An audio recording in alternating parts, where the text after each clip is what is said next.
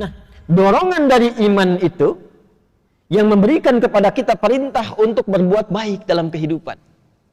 Mata diminta melihat yang baik, telinga mendengar yang baik, mulut berkata yang baik. Itu ada nanti ayatnya di Quran. Makanya ngajinya yang total. Misal mata nih, Quran surah 24, surah Cahaya An-Nur, ayat 30 untuk laki-laki, ayat 31 untuk perempuan.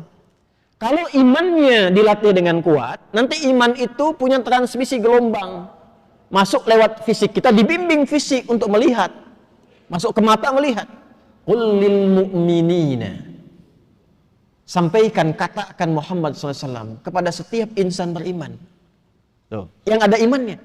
Yaghuddu min absarihim. Bila iman itu masuk ke dalam mata, maka iman akan menjaga mata supaya melihat yang baik-baik saja. Yang tak layak dilihat, iman akan berkata, palingkan. Makanya mata itu punya pandangan standar iman, punya pandangan standar yang bukan beriman. Sehingga nampak bagi kita ukuran. Coba kalau kita beriman itu kan, pakaian itu nggak semuanya bisa dilihat. Pak, Bu, nggak semua bisa dilihat.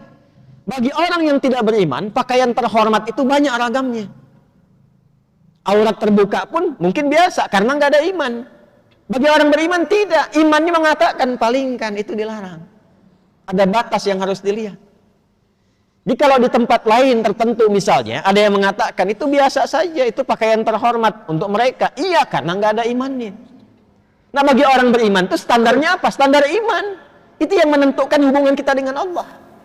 Makanya ada aturan dan ada hikmah di dalamnya.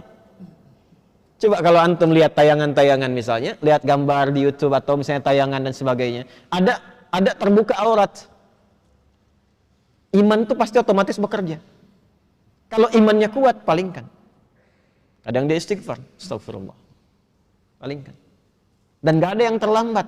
Nggak ada lisan istighfar mata nggak berpaling. Astagfirullah. Salah ini. Ada. Wasari'u ila maghfirah. Cepat dia istighfar. Demikian masuk ke lisan juga begitu. Itu imannya dulu sebelum lisannya.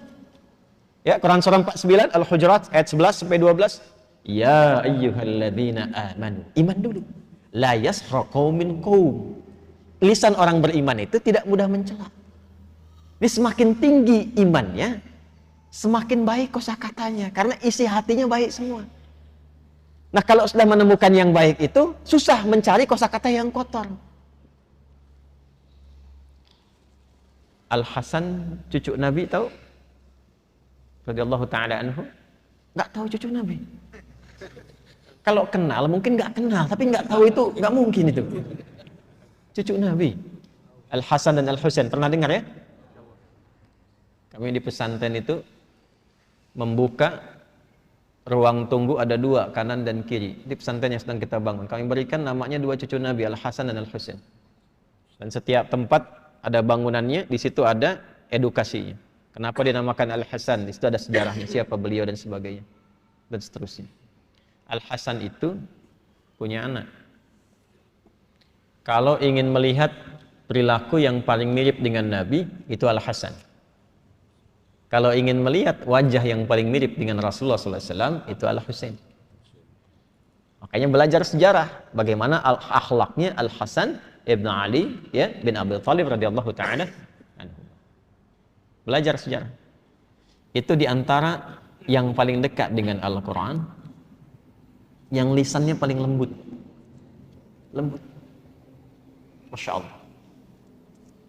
Jadi sedang jalan dengan anaknya di masa fitnah kubra. Itu ada orang caci maki. Dalam satu riwayat, atau kama waqa, Allahu a'lam bis-shawab, sedang jalan dicaci maki. Begitu dicaci maki, kan ada satu masa fitnah kubra itu, ada fitnah yang sangat besar, sampai orang berani mencaci maki cucunya Nabi SAW. Dan itu terkenal orang soleh. Beliau diam. Anaknya berkata kepada ayahnya, abati lima lam tarudd, atau kama qala, ayah, kenapa enggak dijawab? Maksudnya enggak diklarifikasi. Bahwa enggak benar demikian. Apa jawabnya? Wala adri kaifa arud. Bapak tuh enggak tahu cara jawabnya bagaimana. Sebab nyari kata-kata yang untuk membalas itu nggak menemukan dalam hatinya, dikhawatirkan takut menyakiti orang yang menyakitinya. Itu yang sering saya katakan, mencela yang sudah tercela itu buang-buang energi. Kalau sama-sama mencela ya sama-sama kotor kan. Nah beliau itu mencari ke dalam hatinya sampai nggak menemukan kata-kata kotor atau sekedar untuk mengatakan saya tidak seperti yang Anda sampaikan. Karena khawatir kalimat itu justru menyakiti orang yang sedang menyakitinya. Itu Al-Hasan.